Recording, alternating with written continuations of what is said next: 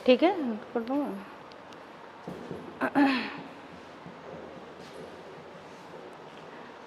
नमस्कार विद्यार्थियों, पौधा ग्रुप ऑफ एजुकेशन की ऑनलाइन क्लास में आप सभी का स्वागत है।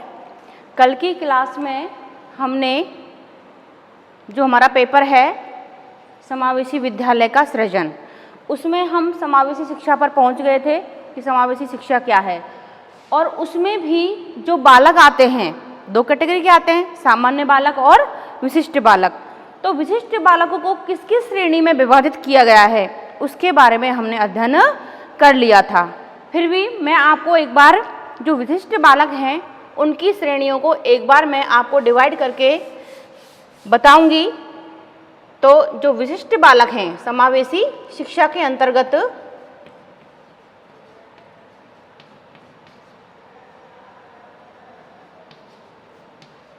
जो हमारी समावेशी शिक्षा है उसमें कौन कौन से प्रकार के बालक आते हैं। तो कौन से प्रकार के आते हैं? दो प्रकार के बालक आते हैं, सामान्य हम जानते हैं, दूसरे आते हैं विशिष्ट। ठीक है, अब इन विशिष्ट बालकों को किस श्रेणी में बांटा गया है, कौन कौन सी श्रेणी में बांटा गया है उसका हमने विभाजन किया था। तो पहले जो हम करते हैं यहाँ पर, यानी कि शारीरिक रूप से जो भिन्न हो, वो जो बालक शारीरिक रूप से भिन्नता रखते हैं वो विशिष्ट बालक की श्रेणी में आते हैं। दूसरा, सॉरी मैं पहले इसको लिख देती हूँ, मानसिक रूप से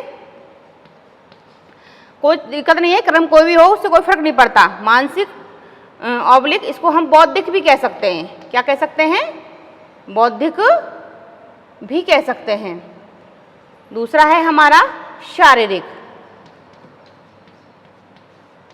ठीक है, तीसरा है हमारा मनोसामाजिक। अब देखो मैंने एक कंफ्यूजन को दूर करने के लिए मैं दोबारा से इसको लिखा है, ठीक है ना। तो कोई चीज़ मेरे माइंड में आ जाती है तो मैं उसको क्लियर करती हूँ कि बच्चे के कोई कंफ्यूजन ना रहे। तो यहाँ पे क्या था, हमने कल क्या लिखवाया था? संवेगात्मक लिखवाया था, संवेगात्मक। तो ये भी होता है संवेगात्मक रूप से। अब इसी को ही हम क्या कहते हैं? ऑब्लिक, इसी को ही हम कहते हैं मनोसामाजिक रूप से, मनोसामाजिक। अब देखो इसको लिंक करो, जो संवेगात्मक क्या होते हैं हमारे? क्रोध, दया, भय, ईर्ष्या। ठीक है ना। अब हमारे जब मैंने क्या बताया था, कौन सी कैटेगरी बताई इसमें? अपराधी बालक और समस्यात्मक बालक। अपराधी कौन बनता है और समस्यात्मक बालक कौन बनता है? जिसका अपने संवेगों पर नियंत्रण नहीं होता है। ठीक है ना। अब मान लीजिए किसी ने आप सुनते हो 10 साल के बच्चे ने ये कर दिया, 15 साल के बच्चे ने ये कर दिया, मर्डर कर दिया, ये कर दिया। तो कहने का तात्पर्य है, या फिर बार बार आप सुनते हो उस घर में ऐसा बालक है, हमेशा उद्दंडता करता है, ना घर वालों की सुनता है ना किसी की सुनता है। ठीक है ना। तो कहने का तात्पर्य इसमें मैं दो कैटेगरी बताई थी आपको, समस्यात्मक और अपराधी बालक। यानी कि जो समस्यात्मक बालक है उसमें दो बातें होती है बेटा। क्या होती है? एक ही बात होती है मनोसामाजिक क्या है? जो मन से अपने मतलब मनोसामाजिक, यानी कि उसके मन में इतने विकार हैं कि वो सामाजिक नियमों को नहीं मानता है। समाज में जो भी उसे कोई समझाएगा उसे बातें उल्टी ही लगेगी। समाज में जो भी बातें हैं, रीति रिवाज हैं, वो उनको नहीं मानता है।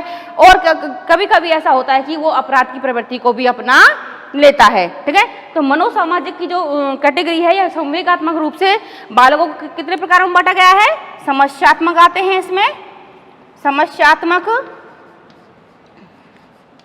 और दूसरे हमारे आते हैं इसमें अपराधी। ठीक है।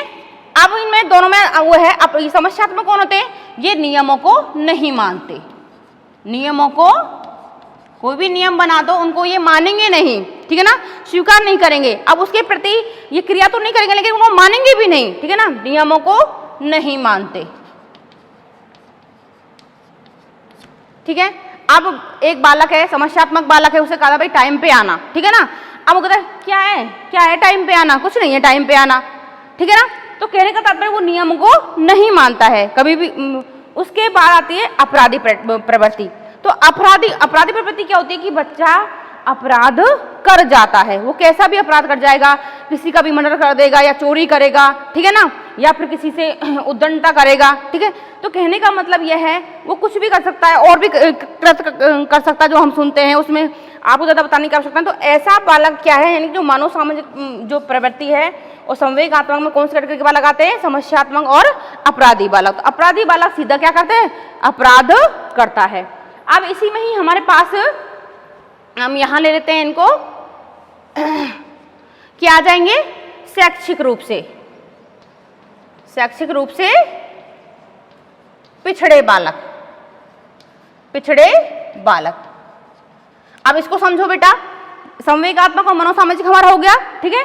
अब इसमें आते हैं, यानी कि कल मैंने आपको बताया था एक हमारे पास ये कैटेगरियां होती हैं, ये विशेष रूप से कोई कमियां होती हैं जो एक बालक में पाई जाती हैं, जैसे डिस्ग्राफिया,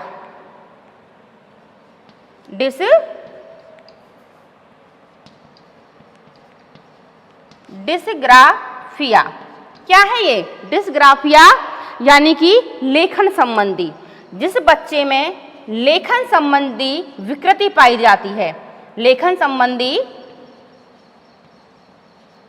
विकृति पाई जाती है, उन्हें हम क्या, ये मैंने आपको मानसिक रूप से और बौद्धिक रूप से बहुत अच्छे क्लियर हो गया था, शारीरिक रूप से मैंने कर दिया था। मैंने ये दूसरा इसमें जो इसको संवेगात्मक और मनोसामाजिक भी कहते हैं, इसलिए मैंने इसको दोबारा समझा रही हूँ कि इसमें ये आपको कहीं कंफ्यूजन ना रहे, ठीक है ना। तो ये हो गया। उसके बाद हमारा शैक्षिक पृष्ठ पर ये भी समझा दिया था, लेकिन फिर एक बार और सुनो आप कि डिस्ग्राफिया, डिस्ग्राफिया यानी कि लेखन संबंधी जो विकृति होती है बालक, यानी कि वो ठीक से लिख नहीं पाता है, या तो बहुत अजीब से अक्षर बनाएगा, या फिर आप जैसे उल्टे सीधे आप उसको सीधा लिखने को उल्टा उल्टा लिखेगा। ऐसे इनमें क्या होता है, एक होती है डिसलेक्सिया, एक क्या होता है इसमें, डिसलेक्सिया। क्या होता है बेटा, डिसलेक्सिया। ये मैंने आपको कल भी बताया था।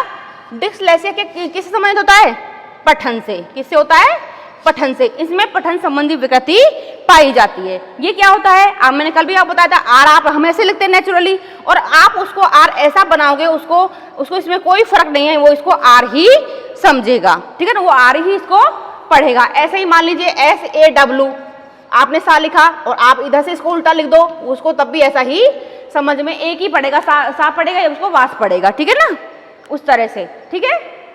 उसको सा पढ़ेगा, आप ऐसे लिख लो तब भी सा पढ़ेगा, और उसको ऐसे लिखोगे तब भी वो सा पढ़ेगा। तो पठन संबंधी जो विकृति है, वो कहने का तात्पर्य है, जब बालकों में ऐसी विकृतियां पाई जाती हैं तो वो क्या हो जाते हैं, पिछड़ जाते हैं, शिक्षा से क्या हो जाते हैं, पिछड़ जाते हैं। इसी कारण उनका कहते हैं शैक्षिक पिछड़े बालक, ठीक है ना। तो इनको कहाँ रखते हैं हम, विशिष्ट बालक की श्रेणी में रखते हैं। अब हमारे पास आती है बेटा एक और, वंचित बालक। क्या आएगा हमारे पास, यहां से इसको हम ले लेते हैं वंचित। क्या आएगा, वंचित। अब बात आती है इनमें, आपको अंदर समझो, पिछड़े बालक, इनको हमने मौका दिया, ठीक है ना, लेकिन इनकी स्वयं की विकृति के कारण ये शिक्षा से क्या हो गए, पिछड़ गए। क्या हो गए, पिछड़ गए। लेकिन जो वंचित बालक हैं उनको तो क्या होता है बेटा, मौका ही नहीं दिया, मौका ही नहीं दिया जाता, ठीक है ना, मौका नहीं दिया,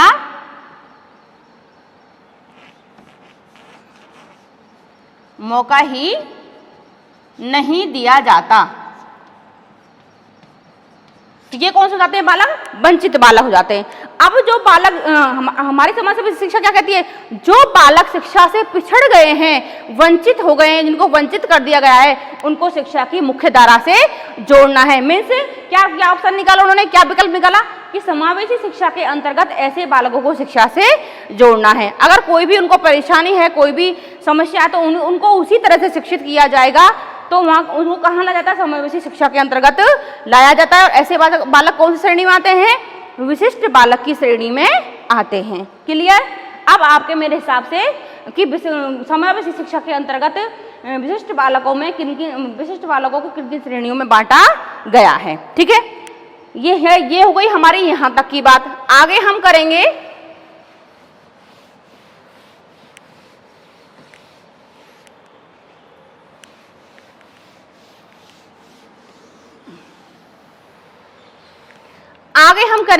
कि ये जो विशिष्ट बालक इतने हमारे सामने आते हैं, इसके कारण क्या हैं, ठीक है ना।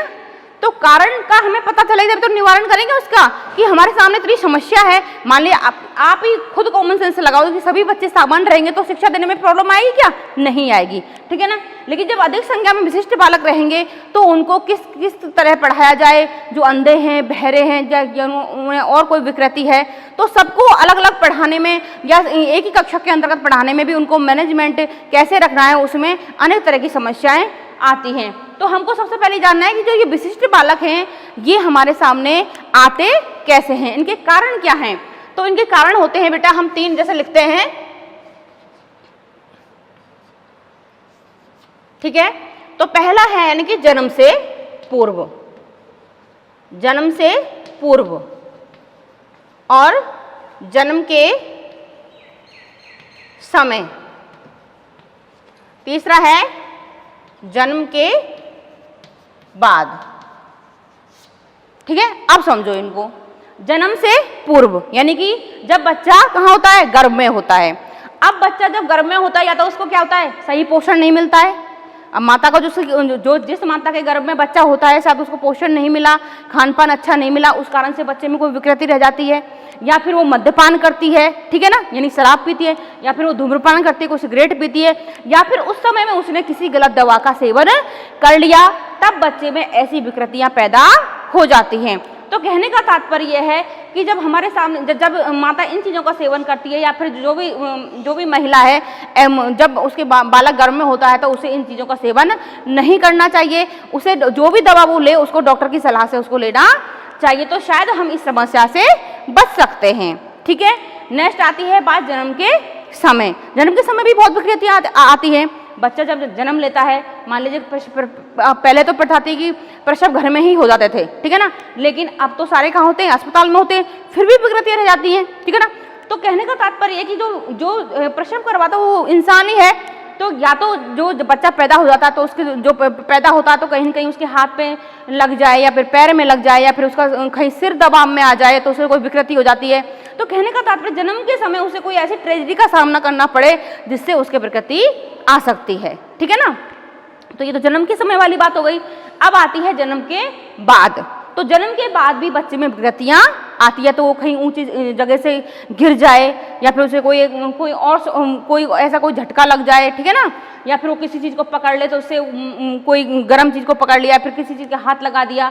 तो कहने का तात्पर्य जन्म के बाद कोई ऐसी ट्रेजेडी घटना घट जाए, उसके साथ कोई माँ उसकी कहीं उसको लेके जा रही है और वो कहीं बाइक से एक्सीडेंटल केस हो जाए। तो कहने का तात्पर्य है कि जन्म के बाद भी कई विकृतियाँ किसी भी तरह से विकृतियाँ आ सकती हैं। तो हमें बड़ी सावधानी से हमें इन बातों का ध्यान रखना पड़ता है, तभी हम बच्चों को इन विशिष्टताओं से बचा सकते हैं, ठीक है। तो ये है कि कैसे बालक हमारे सामने विशिष्टता लेकर आते हैं, ठीक है। आगे मैंने ये हो गई हमारी कैटेगरी, और कैसे हम इनसे क्या कारण हैं और कैसे हम इनसे बच सकते हैं उसके बारे में हमने जनरली जान लिया। अब कल मैंने आपको बताया था कि विशिष्टता जो हमने जितनी भी स्वरूप बताए थे उसके समावेशी शिक्षा से पहले क्या स्वरूप था। सामान्य शिक्षा हमको पता है कि सामान्य शिक्षा के अंतर्गत सभी बालक पढ़ते थे, उस समय इतना कोई वो नहीं था। विशिष्ट भी उसमें होते थे, सामान्य भी होते थे, और सामान्य शिक्षा के हिसाब से उनको पढ़ाया जाता था। विशिष्ट बालक पर कोई ध्यान नहीं दिया जाता था। फिर जब विशिष्ट बालक पर ध्यान नहीं दिया गया और अब लगा समाज में कि जो विशिष्ट बालक हैं वो बिल्कुल शिक्षा से पिछड़ रहे हैं, शिक्षा से वंचित हो रहे हैं, उनका विकास अवरुद्ध हो रहा है, तो उन्होंने क्या लेकर आए? वो विशिष्ट शिक्षा लेकर आए। क्या लेकर आए? विशिष्ट। हम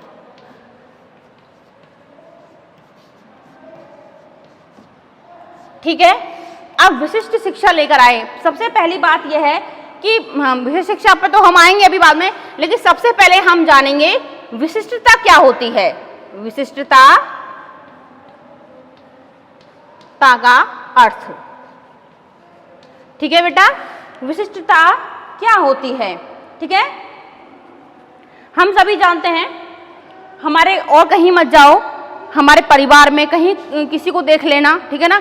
हर घर में एक विशिष्ट बालक में कोई न कोई विशेषता आपको मिल जाएगी। ये भारत की बहुत बड़ी विडंबना है, या इसको कुछ भी समझ लो कि हर घर में एक ना एक विशेषता आपको देखने को मिल जाएगी। या तो वो मानसिक रूप से विकृति रखता होगा, या फिर उसको कोई बहरा होगा, या फिर कोई हाथ पैर में कोई समस्या होगी, ठीक है ना। तो कहने का तात्पर्य यह है कि विशिष्टता का अर्थ यानी कि भारत में जो विशिष्टता है क्या है, सार्वभौमिक है, सभी जगह व्याप्त है।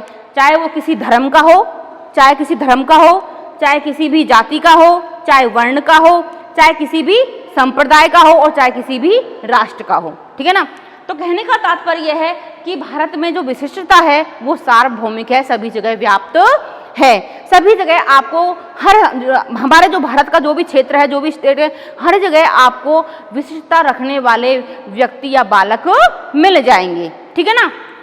अब आती है बात यानी कि उसके बाद जो हमारे आप खुद ले लो, हमारे जो सूरदास जी थे वो जन्म से क्या थे, बहुत बड़े कवि थे, लेकिन जन्म से क्या थे, अंधे थे। जन्मांध क्या थे, वो अंधे थे। तो वो किस कैटेगरी में आएंगे, विशिष्ट बालक की श्रेणी में आते थे। ऐसे अमेरिका के जो राष्ट्रपति हैं, रूजवेल्ट, वो खुद पोलियो के शिकार थे। तो एक पैर से पंख तो उनसे चला नहीं जाता था। कहने का तात्पर्य तो कौन सी श्रेणी में आते हैं, विशिष्ट बालक की श्रेणी में आते हैं, ठीक है ना। तो हमें क्या जानना है, क्या लिखना है, हमको विशिष्टता का अर्थ लिखना है, ठीक है ना। तो लिखो, ये एक हमारे शिक्षा शास्त्री हैं जिन्होंने क्या बोलते हैं वो परिभाषा दी है, उनको हम बाद में जानेंगे, पहले हम इसका अर्थ जानते हैं। तो लिखिए, विशिष्टता का क्षेत्र, विशिष्टता का क्षेत्र, विशिष्टता का क्षेत्र, विशिष्टता का जो क्षेत्र है सार्वभौमिक है। विशिष्टता का क्षेत्र सार्वभौमिक है। भारत के यह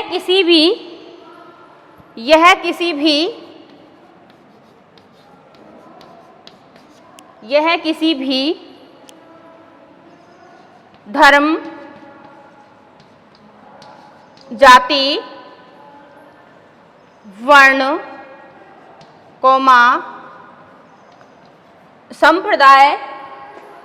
संप्रदाय व राष्ट्र आदि के व्यक्तियों में, संप्रदाय व राष्ट्र आदि के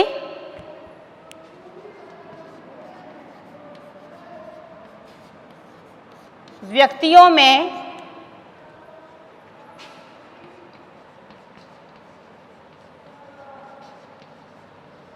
पाई जाती है, ठीक है।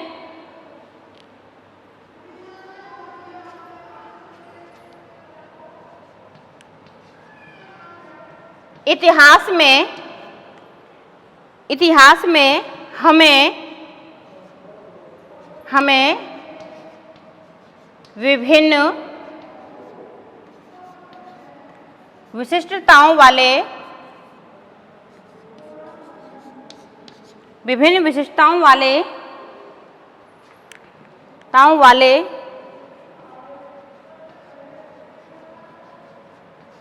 व्यक्तियों के उदाहरण देखने को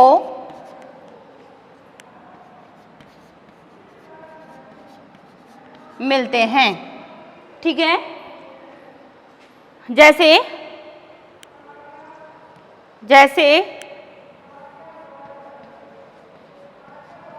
हिंदी के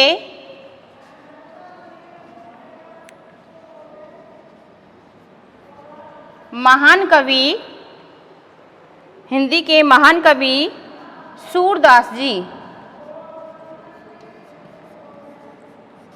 ठीक है। एक एग्जाम्पल काफी है, एक मैंने आपको बोल के बता दिया है, आप ध्यान रखना उसका, ठीक है। ये हो गया हमारी विशिष्टता का अर्थ। ठीक है, जो जनरली अर्थ होता है, विशिष्टता का मीनिंग होता है, उसको हमने जान लिया है। ठीक है,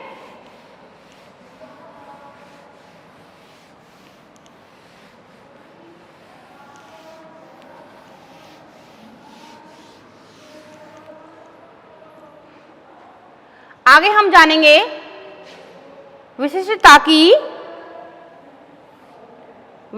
की परिभाषाएं।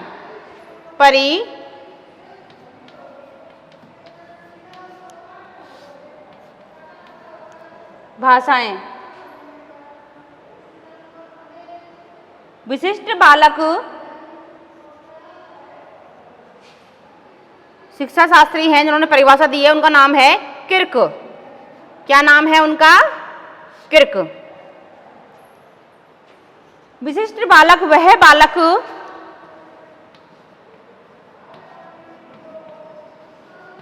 विशिष्ट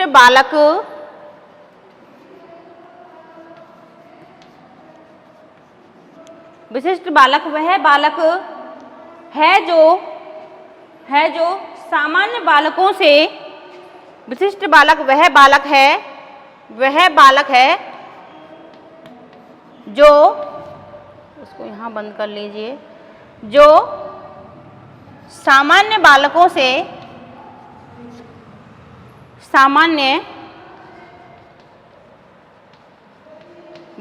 से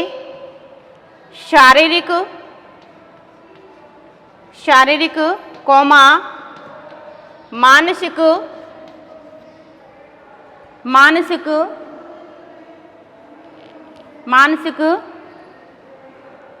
कौमा संवेगात्मक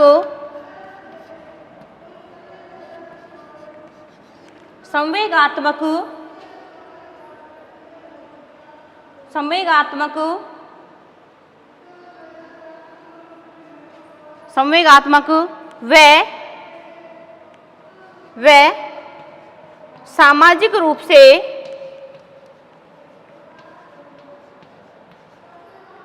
से भिन्न होता है। मैंने आपको बता दिया था, अभी जब विशिष्ट बालक की श्रेणियां समझाई थी मैंने आपको, तो उसमें बताया था कि किन किन श्रेणियों में विशिष्ट बालकों को बांटा गया है। या तो शारीरिक रूप से अक्षम हो, या मानसिक रूप से हो, या संवेगात्मक रूप से हो, या सामाजिक रूप से हो, उन बालकों को हम किस में रखते हैं? विशिष्ट बालक की श्रेणी में रखते हैं। ऐसे ही बालकों को हम क्या कहते हैं? विशिष्ट बालक कहते हैं। आगे हम लिखेंगे जेटी हंट के अनुसार, जेटी हंट के अनुसार, जेटी हंट के, इसको मैं साफ करती हूँ, चलो, जेटी हंट के अनुसार लिखेंगे हम।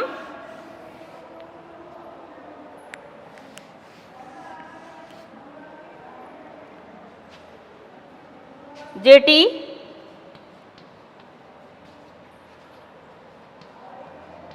हंट के अनुसार। ठीक है, तो हमारा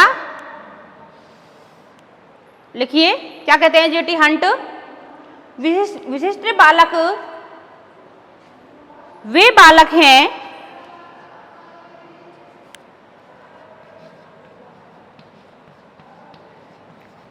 विशिष्ट बालक वे बालक हैं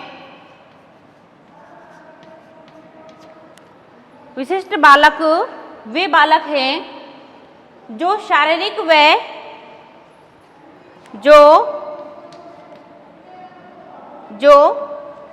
शारीरिक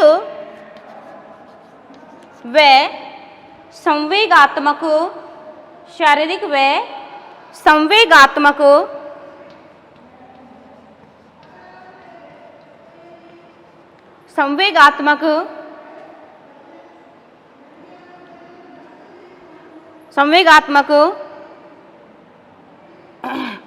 व सामाजिक विशेषताओं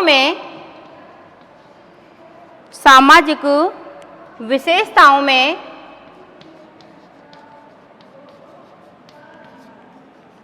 विशेषताओं में सामान्य बालकों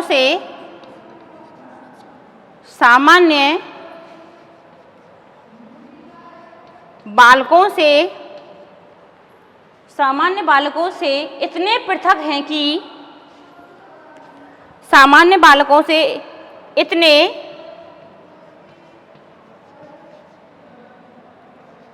पृथक हैं कि उनकी क्षमताओं के अधिकतम विकास के लिए उनकी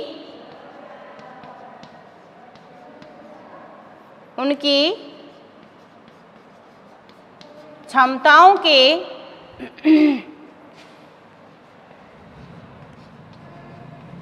अधिकतम विकास के लिए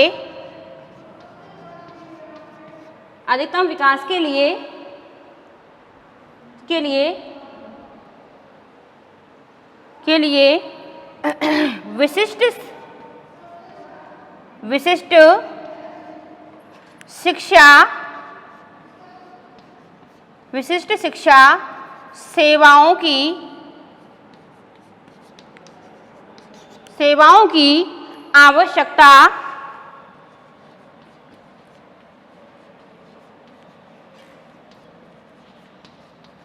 होती है। ठीक है बेटा, आई डेफिनेशन समझ में, नोट करिए इसको। जेटी हंट के अनुसार, क्या कहते हैं जेटी हंट, इन्वर्टेड कॉमा बंद किए इसको। ठीक है, विशिष्ट बालक वे बालक हैं जो शारीरिक व संवेगात्मक व सामाजिक विशेषताओं में सामान्य बालकों से इतने पृथक हैं कि उनकी क्षमताओं के अधिकतम विकास के लिए, ठीक है ना, उनमें जितनी भी कैपेसिटी है सीखने की, तो उनकी क्षमताओं के अधिकतम विकास के लिए किसकी आवश्यकता होती है? विशिष्ट शिक्षा की आवश्यकता होती है। यानी कि हमें अलग से उन्हें एक शिक्षा देनी पड़ती है जिसका नाम क्या है? विशिष्ट शिक्षा है। अलग मान लीजिए आप सामान्य बच्चों के साथ पढ़ाओगे तो सामान्य बच्चों के साथ पढ़ पाएंगे क्या? नहीं। आप उनको एक्स्ट्रा समय दोगे, एक विशेष अध्यापक निर्धारित करोगे, तो क्या कहा है उन्होंने? विशिष्ट शिक्षा सेवाओं की आवश्यकता होती है। ठीक है, नोट कीजिए इसको।